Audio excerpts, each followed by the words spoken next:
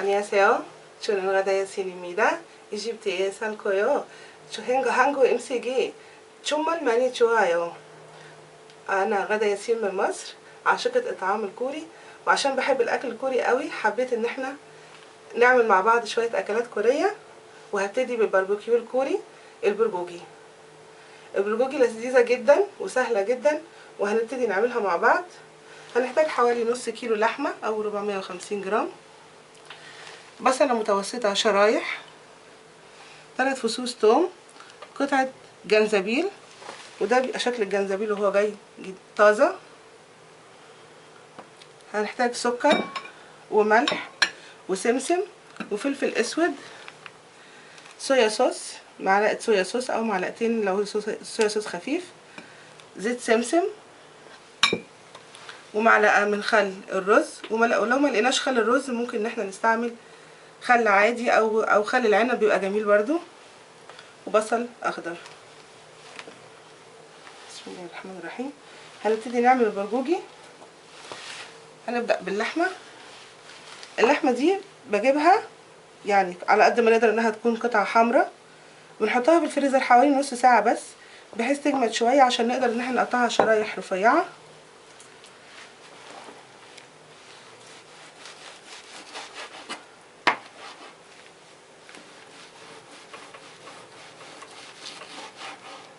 زي ما احنا شايفين عشان جامدة قادرين ان احنا نقطع الشرايح رفيعة.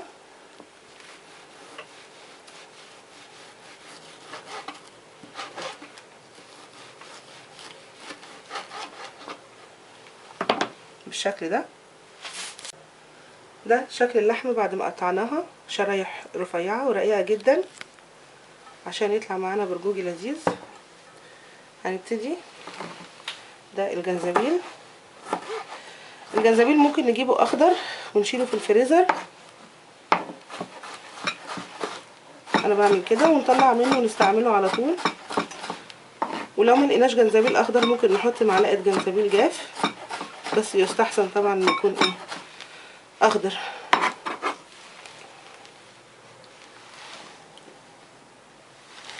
قطع توم،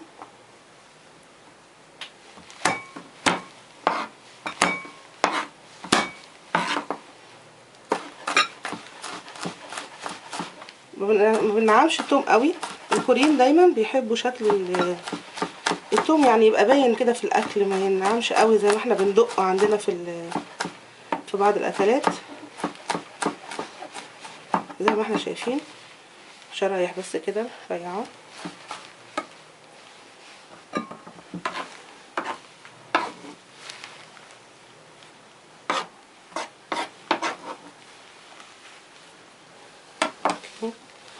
بعد كده هنضيف البصل الشرايح،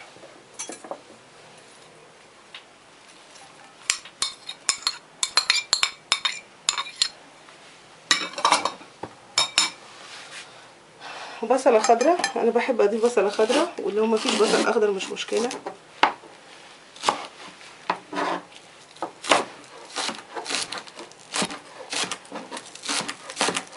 بس البصل الاخضر بيدي نكهة لذيذة جدا للبرجوجي.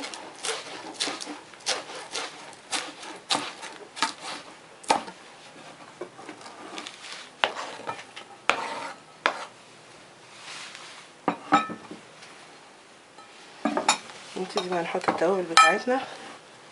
نحط معلقة سكر كبيرة. هما الكوريين بيحطوا اكتر بس احنا بنحط معلقة كفاية علشان في ناس مش بتحب قوي طعم السكر.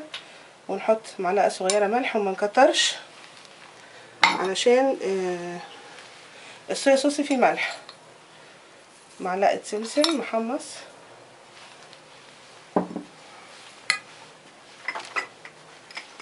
معلقة صغيرة فلفل اسود،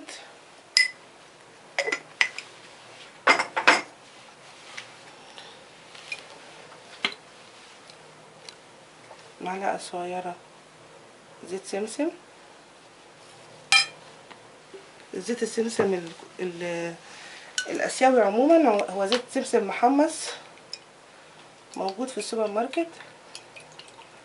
وده الصويا صوص. هكتفي بمعلقه واحده علشان النوع ده غامق، لكن لو جبنا النوع الفاتح نحط معلقتين.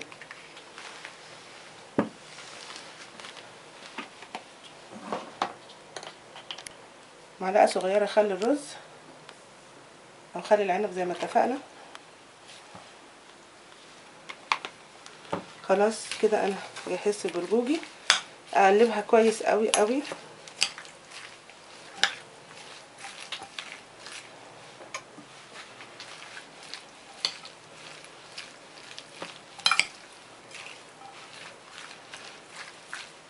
مهم ان احنا نقلبها كويس.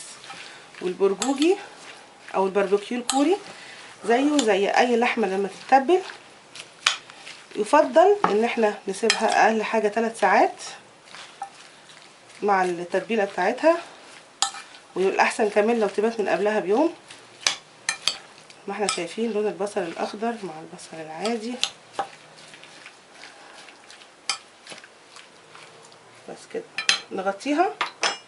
نغطيها ونبيتها في التلاجة او نسيبها على الاقل 3 ساعات في التلاجة.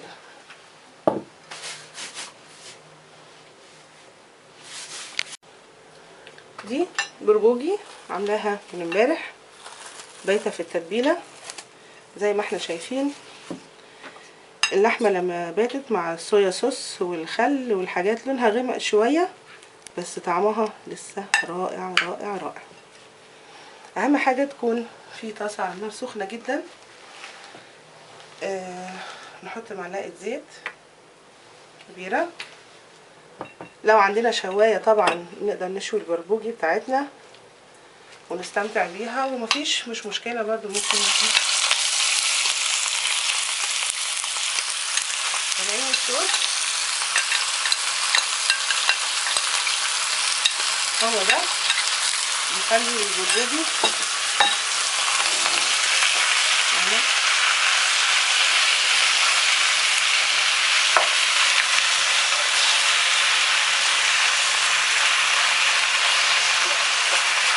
الريحه.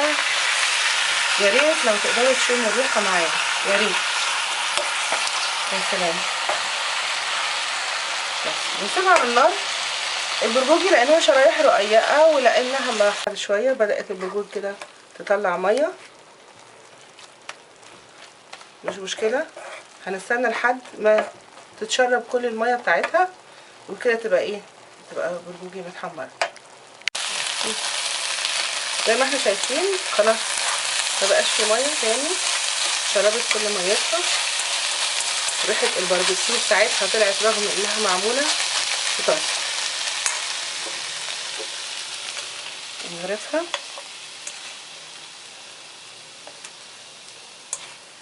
يا سلام، ريحه السمسم والصويا صوص مع ريحه الباربيكيو المميز الكوري،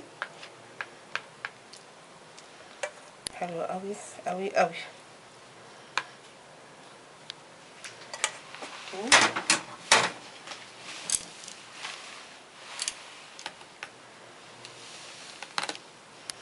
هنجملها شويه سمسم،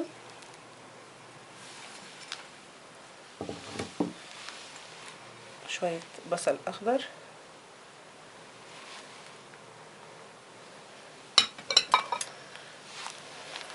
لازم الناس اللي بنحبهم يجوا ياكلوا معانا الباربيكيو الكوري.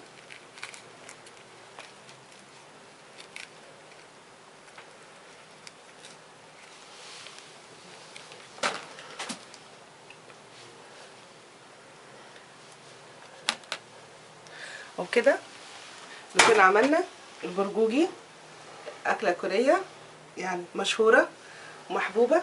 يا رب تعجبكم ونعمل مع بعض اكلات كوريه تاني كتير. 안녕하세요.